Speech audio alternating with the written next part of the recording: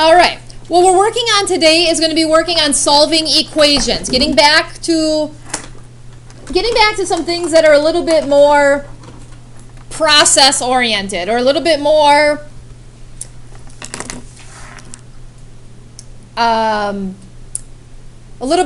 process oriented, a little bit more able to use an algorithm, solving equations, something we maybe feel a little bit more comfortable with today. Now, what I need you to understand though, when we are solving these trig functions, there are some things that we need to remember. First of all, we are going to be doing everything in radians.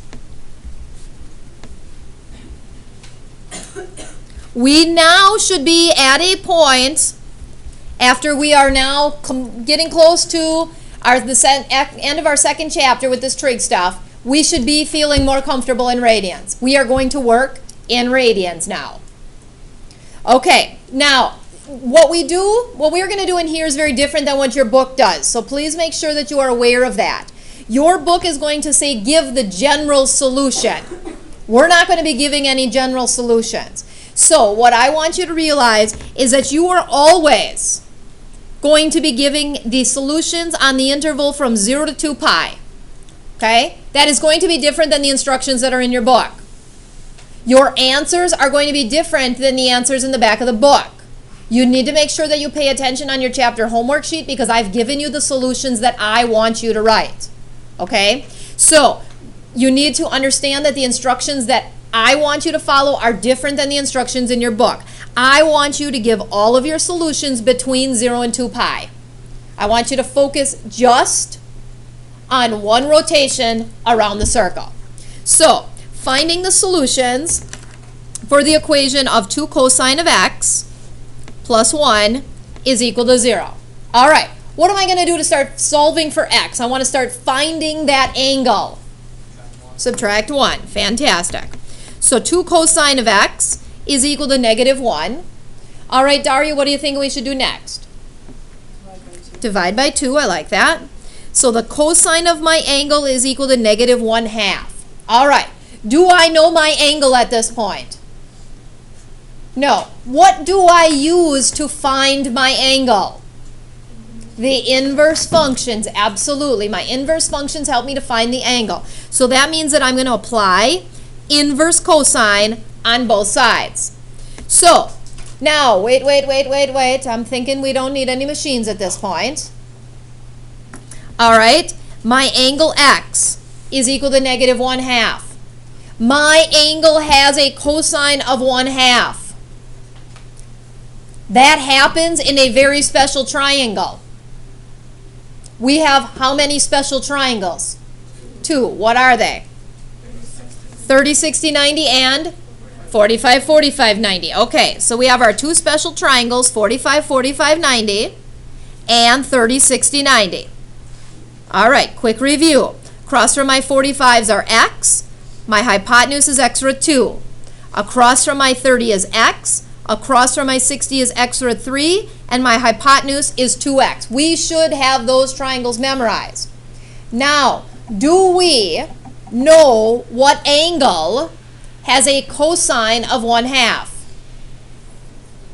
All right, we're going to try 60. Okay, so cosine of 60. How do I find cosine again, Megan?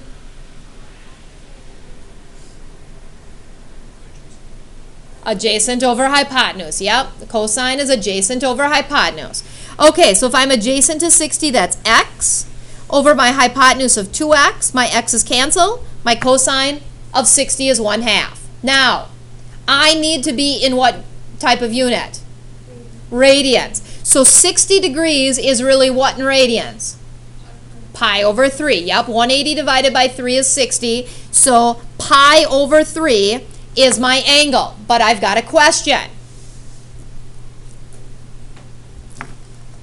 That pi over 3 is the what? The reference angle. That's just my helper angle. That is just my reference angle. My helper angle that I just found here is the pi over 3. Now, what do I use to figure out which angle I actually really want? Cast. Very nice. Okay, So when I draw my triangle, remember that if pi over 3 is my helper angle, that pi over 3 could be right here as a reference angle. Pi over 3 could be attached to the x-axis here as a reference angle. Pi over 3 could be attached here to the x-axis as a reference angle. Or pi over 3 could be attached here to the x-axis as a reference angle. Remember, cast starts in the lower right-hand corner. Now, what kind of cosine do I want? I want my cosine to be negative, absolutely. I want my cosine to be negative. So which two quadrants am I going to be using? All right, the S and the T. A is all positive, C is cosine is positive. I do not want it to be positive, so I want to get rid of those two. Now, that means that I want the angle here because cosine is negative, and I want the angle here because the cosine is negative as well. Now, if I'm looking at this angle of pi over 3, that really means that I want the angle that starts all the way over here until here. How do I find that angle? Beautiful. How much is a full 180? Well, a full 180 is pi. So pi minus pi over 3 is 2 pi over 3. A pi, take away a third of a pi, is 2/3 of a pi. So my angle is going to be 2 pi over 3. But I also want the angle that starts over here and ends all the way over here. So starts all the way here and ends all the way there. Does someone else have a suggestion on how we find that angle? All right, very nice. I go from here to here, I go a pi, and then I add on another pi over 3. So if I have a full pi and then a third of a pi, what do I have? 1 1/3, right? 1 1/3, which is 4 pi over 3.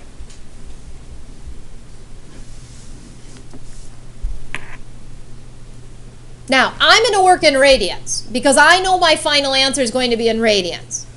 If you are sitting out there thinking, I am not comfortable with radians yet, what are you going to do? Work in degrees and convert it at the end. I'm not going to do that because I really feel at this point that we should be working at feeling more comfortable with radians. But if you feel more comfortable in degrees and you want to change it at the end, that is not wrong. It's just the faster you get more comfortable with radians, the better you're going to be in the future. The better off you're going to be in the future. Questions with this one? Okay, then let's continue on then.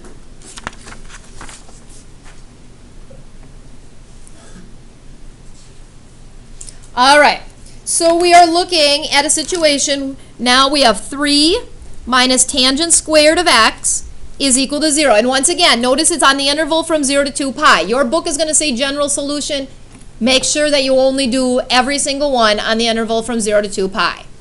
Okay, all right, Levi, what's the first thing we're going to do to start solving this thing? I like that. All right, let's subtract 3 from both sides.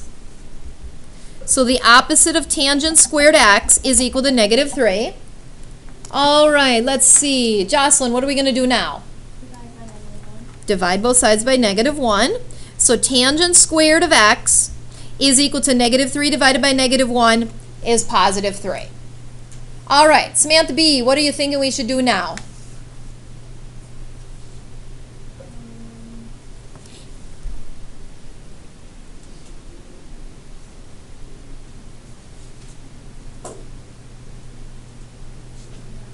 Okay, tell me what you're thinking, or what is making you hesitate.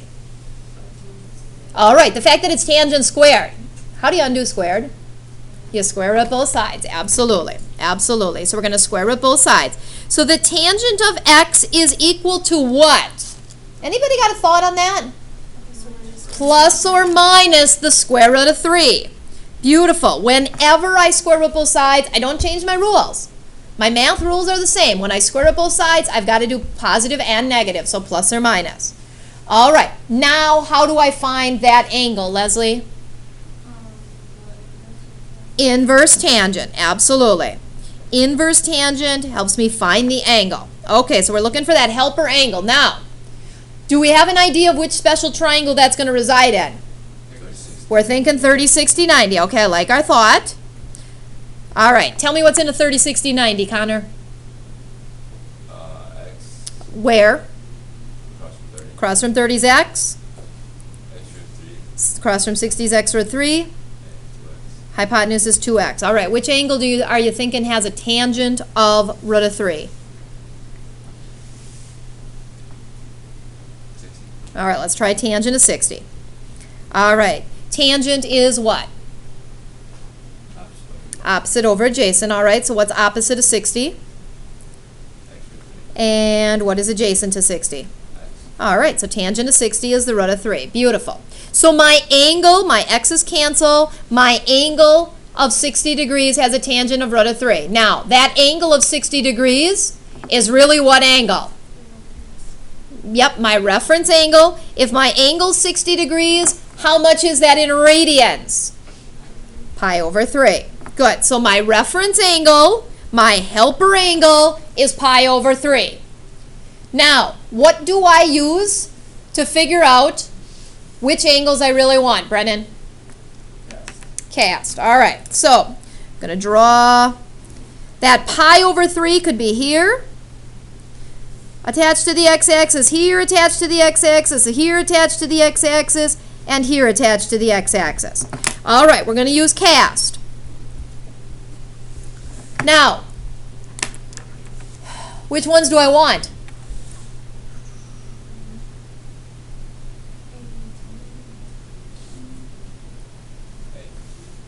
I want A and T. Thank you. Positive and negative. I want all 4 of them. When it's plus or minus, that means I want all 4 of those angles. Does that make sense?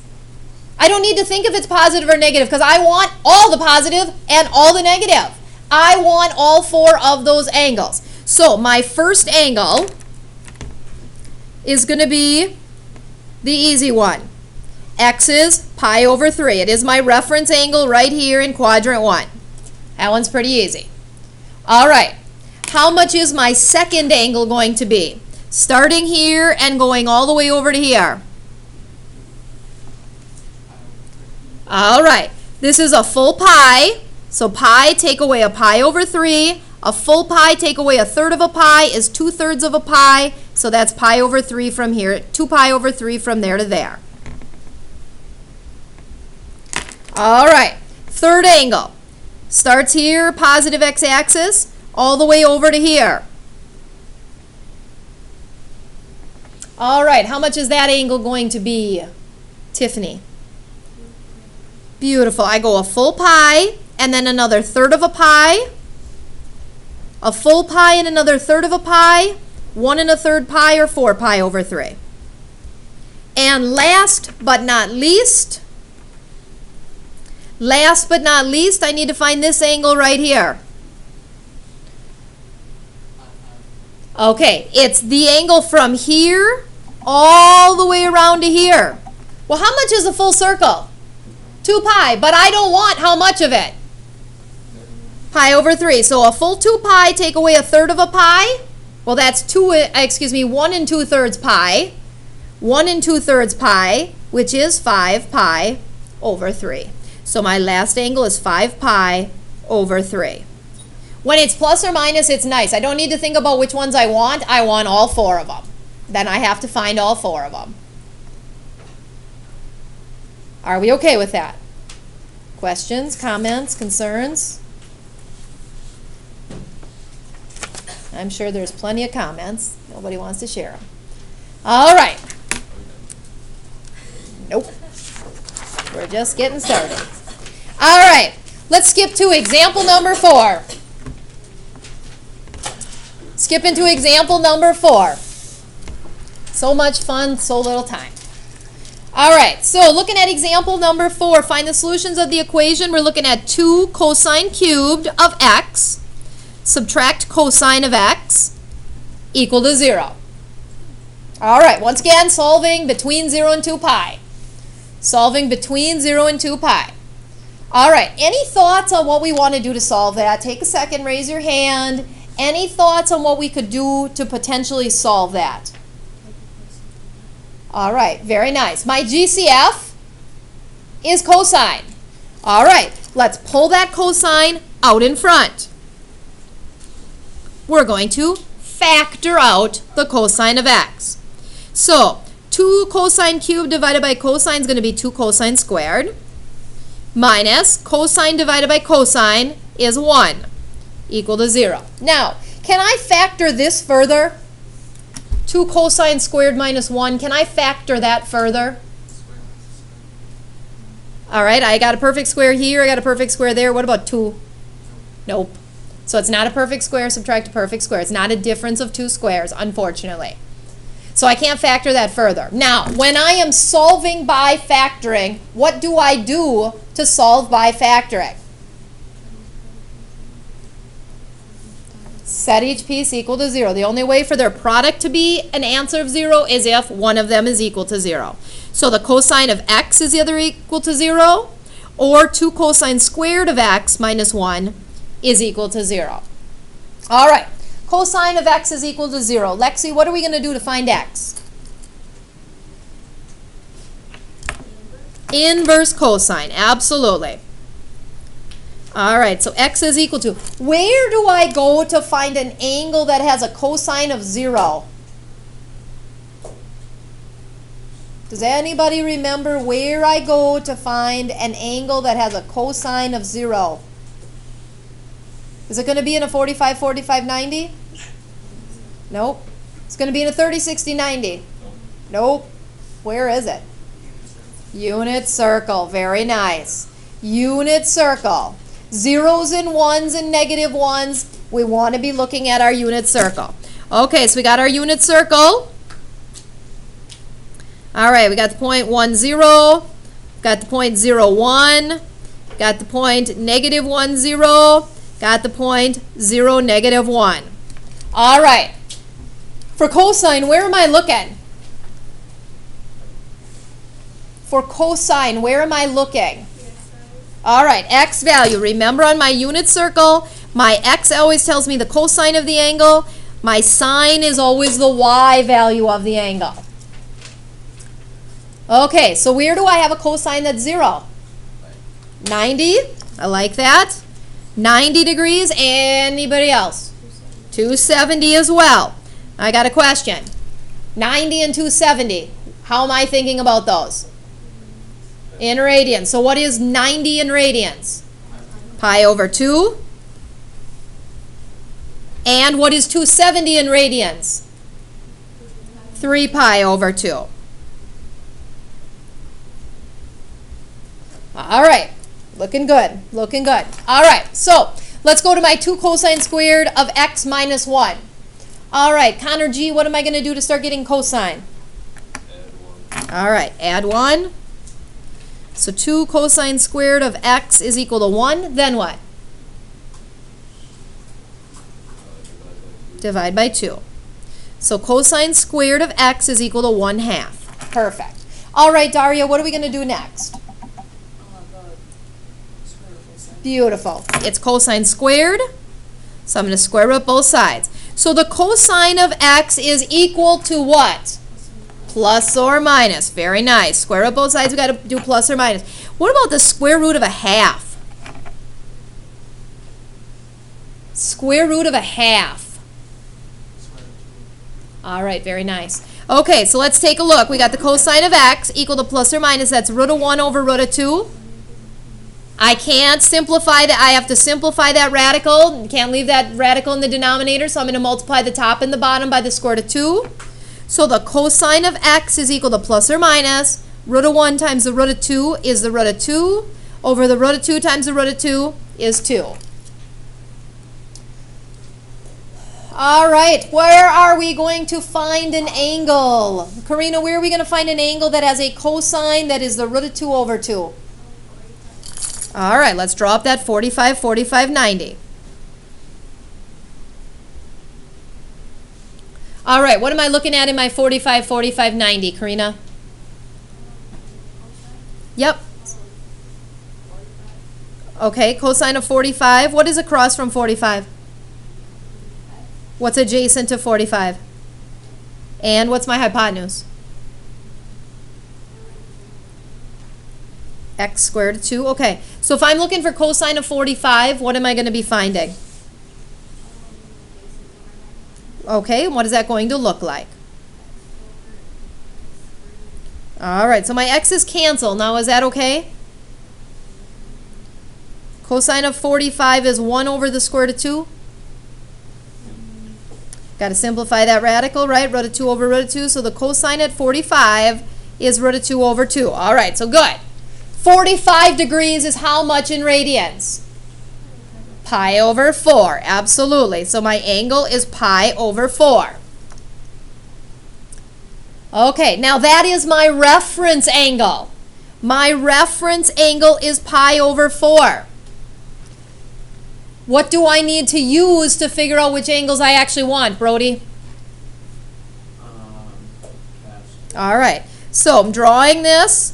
My reference angle of pi over 4 could be attached to the x-axis here, here, here, or here. And as he said, we're going to use cast to figure out which ones I want. All right, Brody, which ones do you want? We want all of them. You bet. Plus or minus, I want all the positive, all the negatives. Okay, so my angle for x starts out, first quadrant, my reference angle pi over 4, I'm going to keep him. All right, Levi, what is my next angle? 3 pi over 4. Okay, so I'm going from here all the way around to here. This is a full pi. Take away a quarter of pi, so that's 3/4 of a pi, which is 3 pi over 4. All right, what about in the third quadrant, Brennan? Starting here, going all the way around to here. Pi plus pi over 4. Beautiful. Pi plus pi over 4. What do we get for pi plus pi over 4? 5 pi over 4. Beautiful. A full pi plus a quarter of a pi is 5 pi over 4. Very nice. And last but not least, all the way over to here. So starting here and going all the way around to here. How am I going to find that last one, Kaylee? You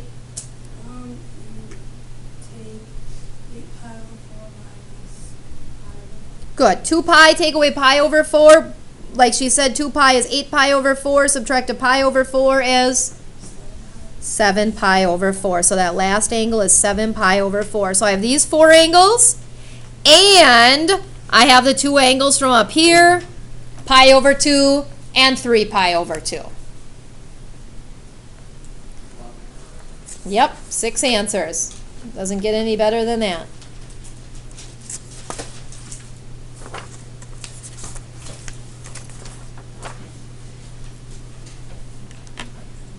So far, so good? Yep. All right, let's do one more today.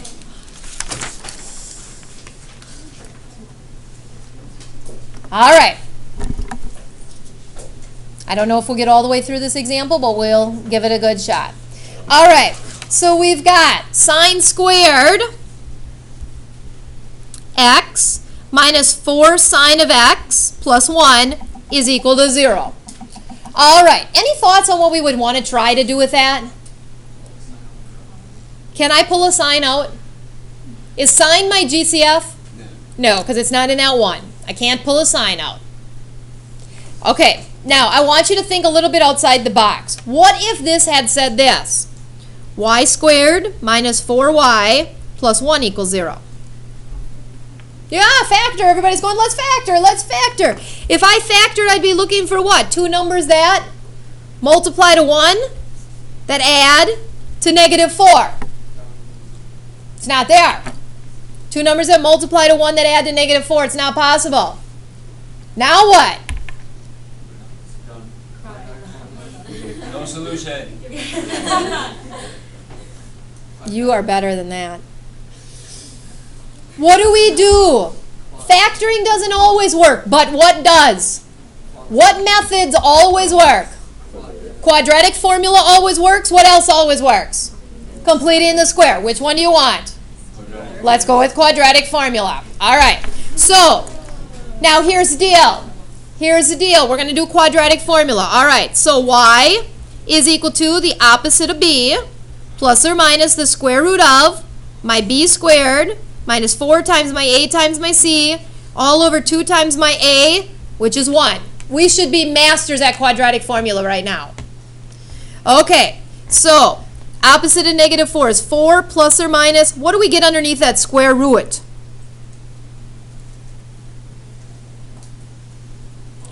12 all over 2. All right, now, square root of 12, is he nice? No, so we have no choice but to do what? Yes. Assume the field position correct. We have no choice but to do what? We're not going to like it. Yeah, I mean, I could simplify that radical. Is it going to get me anywhere? No. What is actually going to start moving this along?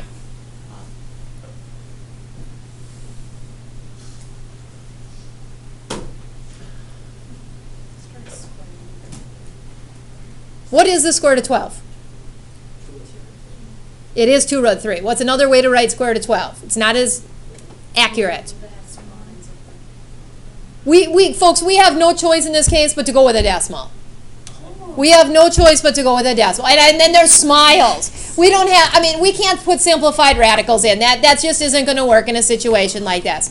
So what do we get? Oh, happiness. Everybody's elated with joy. What's the square root of 12? Hundredth is fine. What's the square root of 12?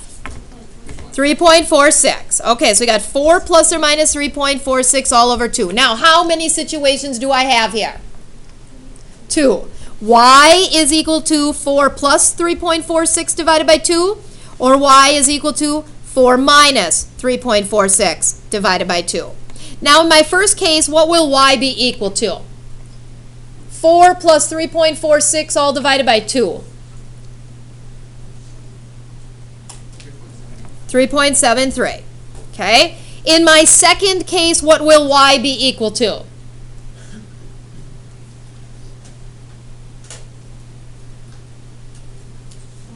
.27. Now I got a question though. What is y representing here? The sign of x. So that means that y isn't equal to 3.73. The sign of x is equal to 3.73. That means that y isn't really equal to 0.27. The sign of x is equal to the 0.27. Does that make sense? I just made it easier for myself up here to either factor or to use quadratic formula. Okay, now, how do I find my angle for x? Inverse sine. All right, now, what angle has a sine of 3.73? Sine has to go between what two numbers? Negative 1 and 1, right? We should know from our graphing. Negative 1 to 1, negative 1 to 1, negative 1 to 1. So no, there is none. Now, this is a great problem. All right, how do I find the angle in this one? Same thing. Same thing. Let's do inverse sine. X is equal to what angle has a sine of 0.27?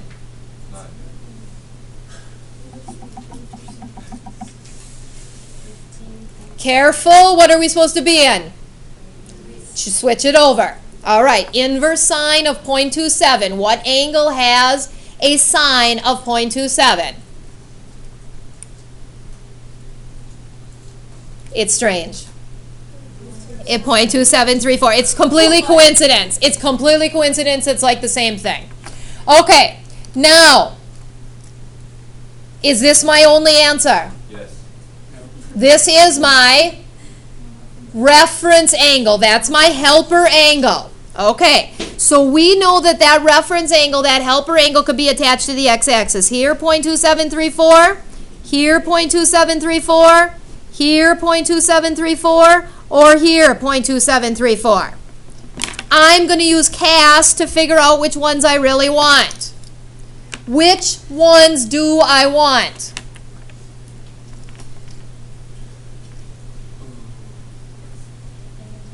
All right, I want the A where sign is positive, and I want the S where sign is positive. Now, that means that my angle X, okay, I'm going to take the 0.2734.